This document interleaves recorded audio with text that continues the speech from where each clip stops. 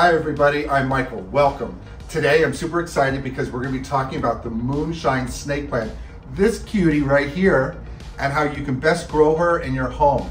So, you ready to dig in? Let's grow!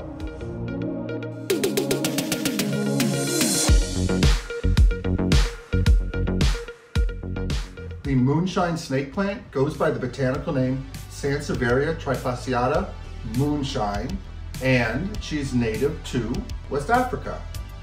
She makes a wonderful houseplant. To talk a little bit about her characteristics, she is like this very thick grass-like plant. We love snake plants. We've done lots of videos, as you know, on our channel.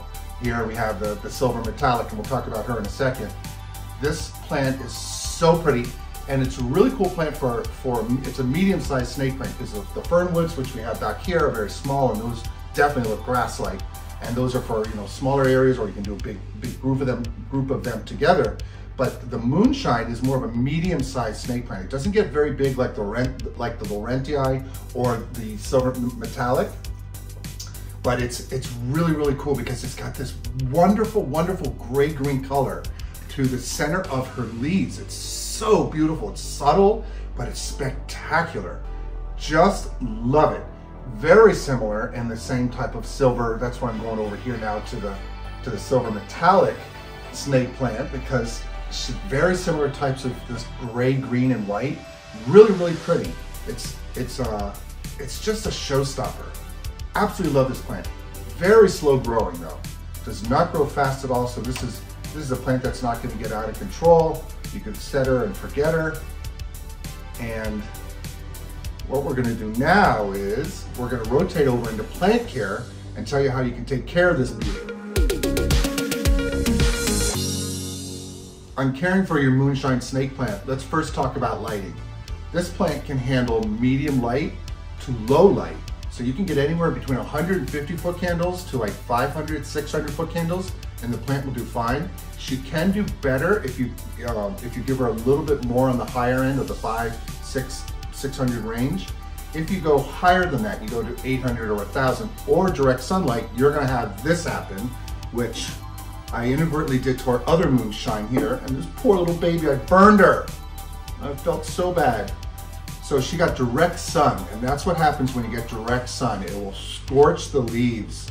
So she suffered here. I just wanted to keep her here, but she's got some new growth coming out. I'm just so happy that she said, Mike, what are you doing? Why did you do that to me? But she's coming back with a vengeance, and I'm so proud because she was really, look, I burned her up here too, poor thing. So what you do need to know is that, like I mentioned earlier, is that this is a slow growing plant, and if you burn your moonshine, you're gonna have these scars for a long time. You could cut them out, but then your plant looks a little leggy, and but I just do that because most of the leaf is okay, and she's still generating energy for the plant to grow. Speaking of energy and what the plant does by growing, and how this plant, you know, absorbs carbon dioxide, gives off oxygen, as we know most plants do, all plants do. But these plants are really cool in that they're great for using in your bedroom. We have these in our bedroom. No, actually this one in our bedroom, and we have some others, the Laurentii in our bedroom, the silver we've had over in our living room, sometimes in our spare bedroom. But these are great for getting rid of VOCs, volatile organic compounds, which are harmful organics that are in the air, and organic gases. These things sequester them in their leaves, so they're really cool. They're like a natural HEPA filter.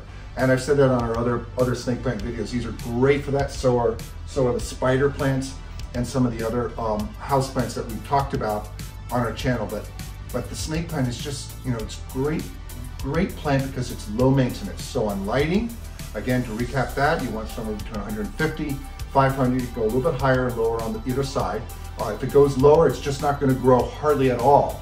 So just keep that in mind. So if you're keeping this in a bathroom with just one little window, you're not going to get a lot of growth.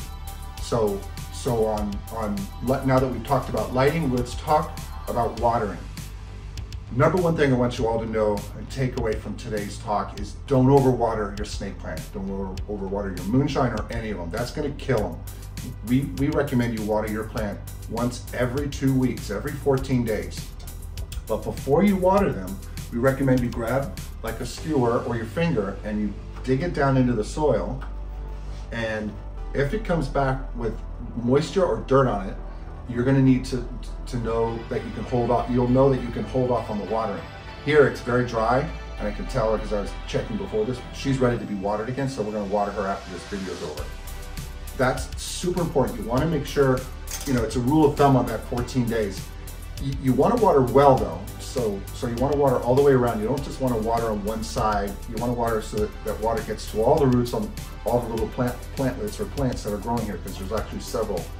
Typically when you get a plant, you may have several of them coming up from the soil. And they'll send out babies occasionally too. So you want to make sure you water all the way around the plant.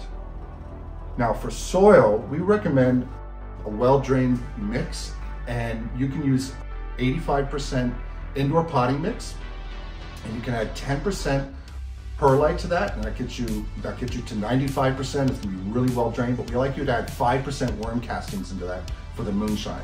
And I'll give it some organics and well-drained mix so that the plant won't hold water too much inside around the roots and cause a root rot issue. So now that we talked about soil, let's talk about fertilizer. You can use a well-balanced fertilizer from April through September. Use a liquid, 20-20-20 is fine, and the plant will do fine, will respond well. You don't need to add any fertilizer in the wintertime. Plants aren't really growing that much, and so you don't really need to add the fertilizer then. On temperature and humidity, these plants will do fine in typical homes of anywhere between 60 and 80, 85 degrees, no problem. Temperature, and on humidity, 40% or so. Typical homes are going to have somewhere around 40% humidity with if you have an AC unit, and they'll do fine. They have no problem adjusting. We haven't had a problem with moving them either. They tend to adapt well just moving from one place to another. If you want to show them off, like a little showcase, once every while we move them around so we can enjoy the plant in a different part of our home. But it's just so pretty. And one thing I didn't mention earlier that I wanted to touch base with you is wonderful gray-green center has this dark green pinstripe on the edges, and it's so pretty. So pretty. Yeah, it's just, our plant's amazing. They're just so cool. Oh, so cool. So on pests, now to wind it all up, let's talk about pests. This plant, most snake plants we have found, are very, very tough, and they are very resistant to pests. You do want to keep your eye out for mealybugs. That's typically, we're seeing the plants in our home that do get pests occasionally, definitely the Hoyas. From time to time, we've been really good in not having any. She's doing great over there. But the Hoya, mealybugs is something to watch out for, and they're little whitish things, and you can see them in nodes and crevices and along the leaf, and they're quite noticeable, but they're tenacious, and you can use neem oil to control that. You can also get spider mites and scale, but we haven't seen any of that. We haven't actually seen any of those pests on this plant. So now what we're going to do is we're going to encapsulate all that I said, summarize it all in written care instructions for you, and then we'll come back and do a quick closing at the end.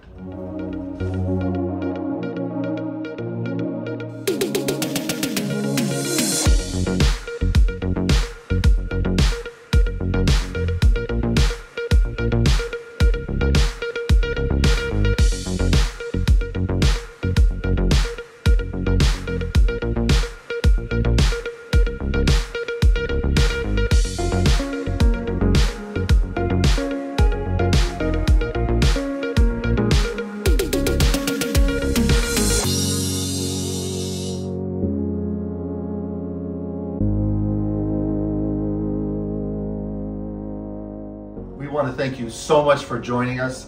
If you have any thoughts or questions about the moonshine or on any of the snake plants or house plants in general, just leave a comment below and we'll make sure we get back to you. And until the next video, bye. Please remember to like, subscribe, and hit the notification bell. And tell your friends and family. We post videos weekly. Thanks.